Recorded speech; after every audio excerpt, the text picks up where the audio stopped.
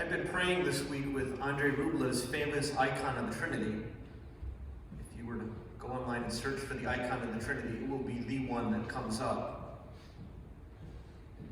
And it's meant to capture the story, if you remember, the three visitors to Abraham.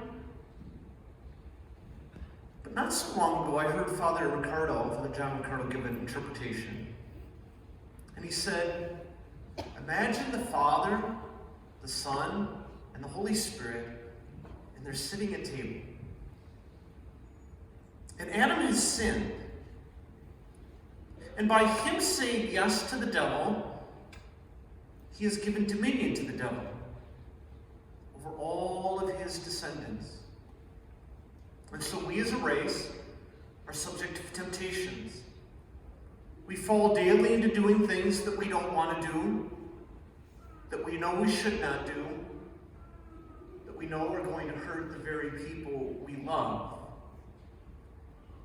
And then there's death, the unavoidable consequence of sin that nobody can avoid or prevent. So with that backdrop, the scene is the Father says, who is going to rescue him? And the Son says, I will go. And the Holy Spirit bows because he understands the price. I think it's difficult for us to understand this scene. Why is Jesus being tempted by the devil? What's the point? And what are the implications for us? And as I pray about it, the more and the more I think of it, Jesus has taken on our humanity, our full humanity. And so when the devil sees him, it's almost as if Jesus is in some kind of disguise. The devil can't figure it out. He keeps asking or saying, if you are the Son of God, then do this, kind of waiting for a Son of God moment. And the devil knows there's this one guy, he won't sin. There's only one other person in the world that won't sin. But if I can just get him, I can continue dominating the rest of the world. So the temptations that we just heard, they follow the pattern of all temptations. They follow the pattern of the temptation of Adam and Eve that we heard in the first reading, and the same temptations that we experience in our life all the time. So first, Jesus is hungry. It's uncanny that Lent is only a couple days in, and twice this has happened to me. I put my food into the microwave, hit the button, and then it rings and the phone rings. So then I put my food back in the refrigerator. Or today I managed to eat something and not all of it. And I go, okay, God, I get it. Jesus, you were hungry for 40 days. The temptation is that we in our lives so many times seek things that are going to bring us pleasure. And we admit, if we're hungry, or even if we're not hungry, food brings us a certain amount of pleasure. It's a very good thing. The devil tempted Adam and Eve with fruit, something to eat. So the temptation is that this physical thing, something is going to come and it's going to bring pleasure to my life. And once I have that pleasure, now I have happiness. It can come in the form of food. It can come in the form of excessive alcohol or drugs or addiction to those things that cause me to be chaste and unpure. Anything that's an addiction in our lives. So Jesus says, no, I am not going to satisfy myself. I am not going to satisfy my own desires. That's not the reason that I came into the world, that we were brought into the world.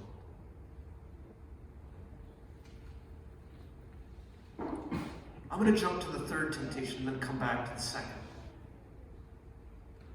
The third is where Jesus is shown all the kingdoms. This can be yours.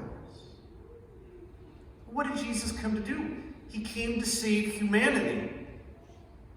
So the devil is, I'll give you the easy way. You worship me, you have it all.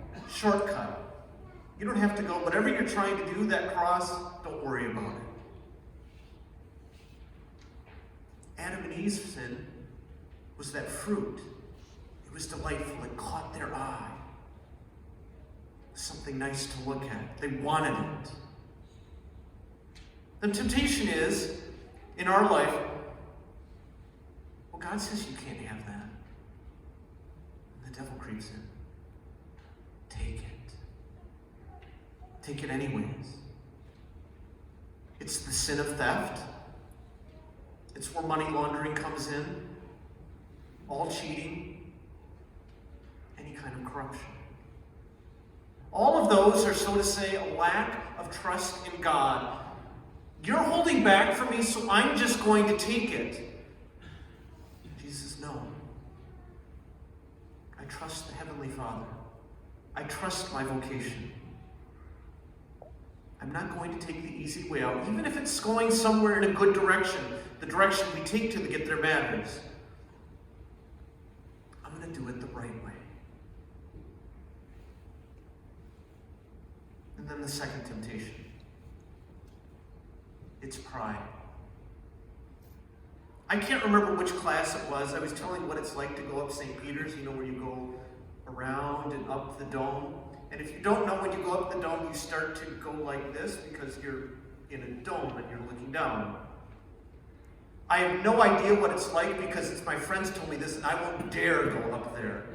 I can't imagine being on the parapet of the temple and the devil saying, jump. But what's the idea? Once you fly off, everybody's going to see you. And it's going to be a spectacular display to see the angels catch you. And you know they will. It'll be a grand miracle. They'll come flocking to you now. Pride. The temptation of Adam and Eve. Oh, you want to be like God, don't you? Again, he's holding back. He doesn't want you to be like him. Eat this and you will be. Or, in our own life, I know better. I'm not going to follow God in this one because it's clear. Or I know this is a sin, but, and then we make some excuse. Or just be okay this time. Or the church teaches, but I'm ignoring it. Or I'm just going to do it my way. Jesus says you should not put the Lord your God to the test because he always does the Father's will.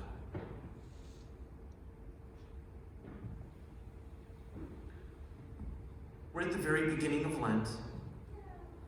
If you count Sunday, when you get to 40, we'll be on Holy Thursday. The climax of these temptations is going to be what happens at the crucifixion. Jesus shuns pleasure and instead takes on the ultimate suffering for the good of another, for us, for our redemption. Jesus does the opposite of acquiring possessions because on that cross he has absolutely nothing and all his friends have left him. He feels abandoned and he even gives his mother under the care of St. John. And then there is the constant jabbering. Come down from the cross. Show us. Then we'll finally believe in you. No, he continues on the pathway set. Do you know what we take from all this? The cure for pleasure seeking is called fasting. I deny myself food, and as I learn to deny myself something I need, I could say, I don't need all these pleasures. I need God and I need God alone. The opposite of wanting and wanting and wanting is to give, and especially to the poor, almsgiving. As I learn to give away, I stop learning to want for me. And when I pray, that is the cure of pride. Everything comes from God. Every gift that I received, and I know to rely on Him. It's not me, it's He that's doing it through me. And He is the center of my life, not I. Because Lent is not just giving up one thing. We need to fast, we need to give alms, and we need to pray. All three are necessary. And as we see the victory of the cross, if we are to get there, we need to follow Jesus. And as I mentioned, we have 40 days remaining. May God bless you.